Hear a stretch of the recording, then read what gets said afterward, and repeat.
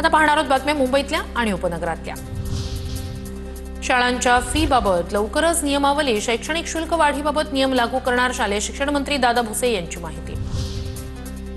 मत्स्य उत्पादनात 29,000 मेट्रिक टनाची वाढ, ठाण्यात सर्वाधिक 28,000 टन तर पालघरमध्ये 1,500 टन मत्स्य उत्पादन वाढीची नोंद। दिशा प्रकल्पामुळे ठाणे ग्रामीण भागातील 67,000हून अधिक मुलांना मराठी लिहिता वाचता येतं।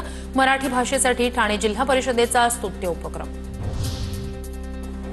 भारतीय टपाल खात्यातर्फे सुरू होणार ॲप्लिकेशन, डिजिटली सक्षम होण्यासाठी ॲप्लिकेशन रोल आउट करण्याची घोषणा।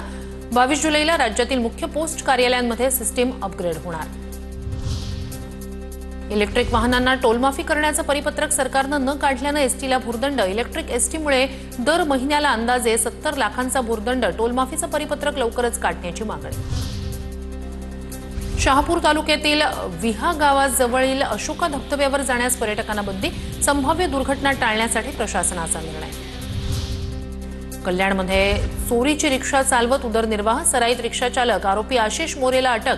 वाहन चोरीचे 3 गुन्हे उघड, 1 रिक्षा जप्त। कल्याणच्या महात्मा फुले पोलिसांची कारवाई। कल्याणमध्ये महिलेच्या गळ्यातील सोन्याची चेन चोरून पसार झालेल्या चोरट्याला 24 तासात अटक। कल्याण कोळसेवाडी पोलिसांची कारवाई।